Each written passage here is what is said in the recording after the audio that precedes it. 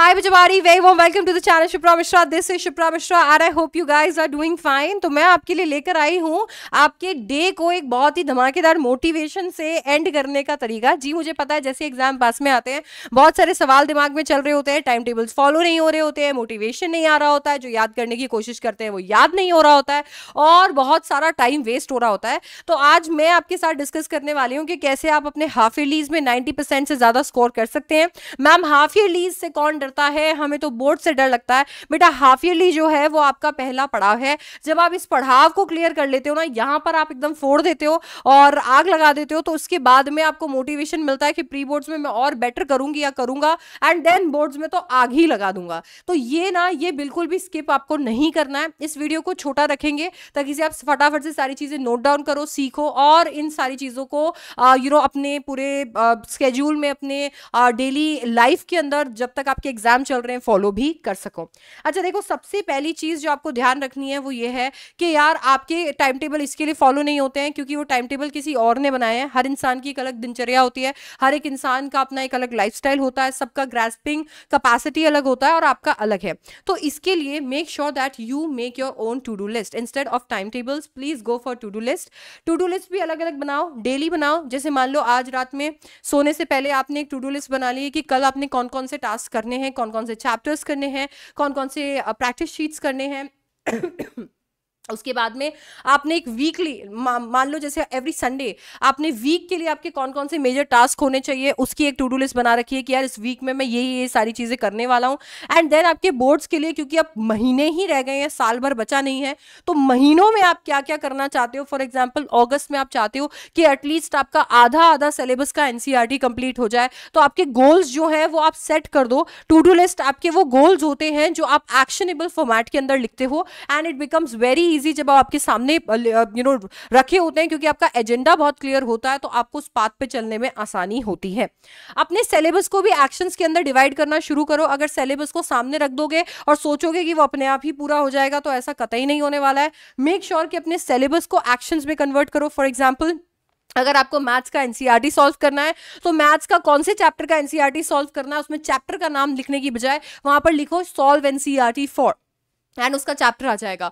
अगर मान लो इसके बाद में आपको केवल एक एक्सरसाइज सॉल्व करनी है तो उसमें वो एक्सरसाइज लिखो। अगर आपको एनसीईआरटी रीडिंग लगाने वाले हो तो make sure you give your self instruction read NCERT for and उसके बाद में उस चैप्टर को लिखो। आप यहां पर जब तक अपने आप को एकदम क्लियर इंस्ट्रक्शंस नहीं दोगे, बहुत ही ज्यादा डीमोटिवेशन के साथ आप पढ़ना शुरू करोगे एंड ट्रस्ट मी आधे घंटे के अंदर यू विल बी लाइक मन नहीं लग रहा है। तो क्योंकि आपको पता ही नहीं है, आप ऐसे कह रहे हैं आज साइंस करना है। आज साइंस करना है का क्या मतलब है? आज बायो करना है, आज पॉलिटिकल साइंस करना है, आज इंग्लिश पढ़ना है, ये नहीं करना है। ऐसे करोगे तो फिर हो गया सिलेबस कंप्लीट। इतना जोर आएगा उसको कंप्लीट करने में कि हाफ ईयरली नहीं बोर्ड्स भी आ जाएंगे। ऐसे सोचो आज लास्ट लेसन कंप्लीट करना है, ऐसे सोचो कि आज मुझे मैथ्स का ये वाला चैप्टर कंप्लीट करना है, इसमें एनसीईआरटी कंप्लीट करनी है। आज एनसीईआरटी कंप्लीट हो गई तो कल इसके प्रीवियस ईयर क्वेश्चंस लगाने हैं। तो अपने सिलेबस को चैप्टर्स और सब्जेक्ट्स की बजाय एक्शंस के अंदर डिवाइड करो।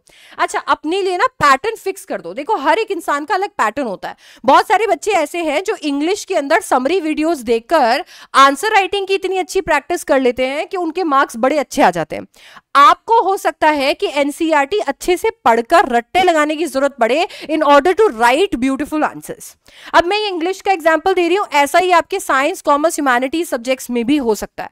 तो understand, identify your pattern and try to fix it for you कि मैं ऐसे ही इसको पढ़ने वाला हूं ताकि से मैं इसमें से मैक्सिमम एक्सट्रैक्ट कर सकूं।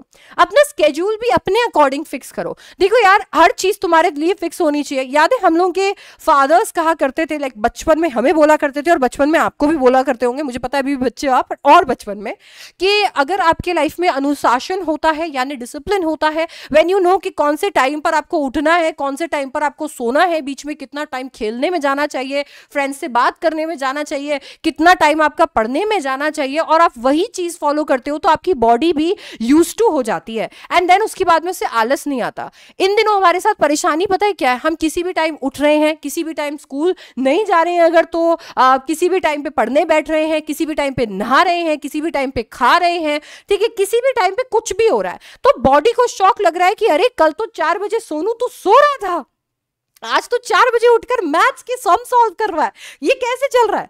तो आपको ना अपना पैटर्न और स्केड्यूल दोनों फिक्स करना पड़ेगा। इसके साथ साथ में अपनी लर्निंग का ट्रैक रखना जरूरी है, एक जर्नल बनाना बहुत जरूरी है। एक जर्नल यानी कि एक ऐसी डायरी रखो जिसके अंदर आप ट्रैक रख रहे हो कि यार मैंने इतने चैप्टर्स कर लिए हैं। और अच्छा एक बात ये चीज याद रखना, इंसान को ना अपने आप से और भगवान से झूठ नहीं बोलना चाहिए, है ना, ऊपर वाले से नहीं बोलना चाहिए।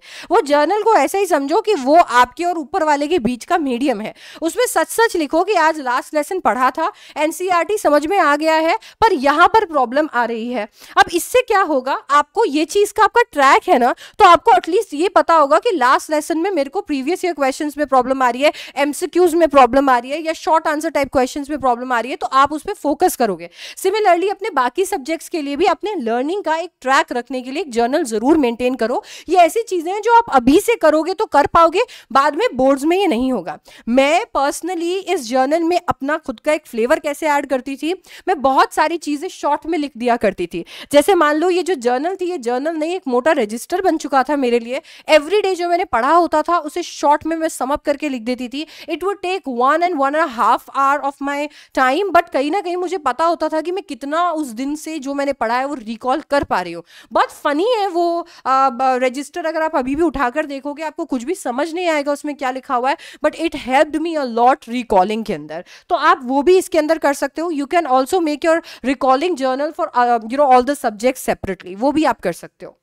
इसके बाद में अभी टाइम है अपनी सारी ताकतों को, अपनी स्ट्रेंथ को और ज़्यादा बढ़ाने का। सबसे पहले तो आइडेंटिफाई करने का। देखो यार इस टाइम पे आप ये नहीं सोच सकते हो कि 10 में से अगर 5 चैप्टर आ रहे हैं तो उस 5 में से भी 2.5 चैप्टर कर जाता हूँ, 2.5 छोड़ जाता हूँ। देखो ये वो टाइम है जब आप ये अंडरस्टैंड करो कि कौन से ऐसे चैप्टर्स हैं जो मुझे बहुत अच्छे से आते हैं, कौन सा ऐसा सब्जेक्ट है जो मेरा बहुत स्ट्रांग है, कौन से ऐसे टॉपिक्स हैं जो मेरे बहुत स्ट्रांग है, एंड मेक श्योर कि उनको आइडेंटिफाई करके उन पे पूरा आपका फोकस होना चाहिए।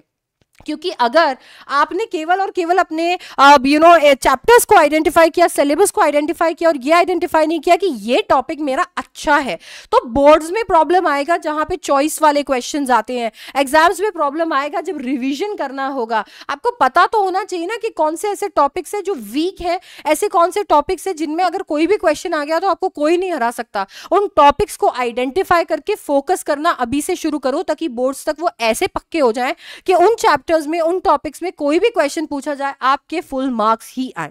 अगर इन चीजों का आप ध्यान रखते हो तो आप सिर्फ हाफ ईयरली के लिए नहीं, बोर्ड्स के लिए भी तैयार होते हो। हाफ ईयरली में समय कम है, इसीलिए ये सारी चीजें अब आपको डेली और वीकली बेसिस पे करना शुरू कर देना है, ताकि इससे आपके लिए 90% का जो टारगेट है, 90% प्लस का जो टारगेट है, वो आप इजीली अचीव कर सको। देखो यार ये कुछ ऐसे पॉइंट्स हैं जो इन जनरल आपको काम करेंगे आपके आने वाले एग्जाम के लिए। अगर आप स्पेसिफिकली इंग्लिश के लिए कोई स्ट्रैटेजी चाहते हो तो प्लीज मुझे कॉमेंट डाउन करके जरूर बताना, मैं आपके लिए स्पेसिफिकली इंग्लिश की स्ट्रैटेजी भी लेकर आऊंगी। और अगर आप कोई सब्जेक्ट चाहते हो जिसकी मैं स्ट्रैटेजी लाऊं, मैं कुछ सब्जेक्ट्स में एक्सपर्टीज रखती हूं, तो मैं वो जरूर आपकी हेल्प कर दूंगी। बट ये कुछ ऐसे पॉइंट्स हैं जो अब आपको ध्यान रखने चाहिए आपके अपकमिंग एग्जाम्स के लिए। अगर वीडियो पसंद आया तो वीडियो को लाइक जरूर करना, अपने फ्रेंड्स के साथ शेयर करना, और अगर इंग्लिश में टॉप करना चाहते हो तो फटाफट से चैनल को सब्सक्राइब कर दो। और इसी तरीके की वीडियोस के लिए ओवरऑल आपके साइंस, कॉमर्स, ह्यूमैनिटीज स्ट्रीम के चैनल को सब्सक्राइब करके रखो। And I will see you in the next one. Thank you so much for watching. Bye bye. Take care.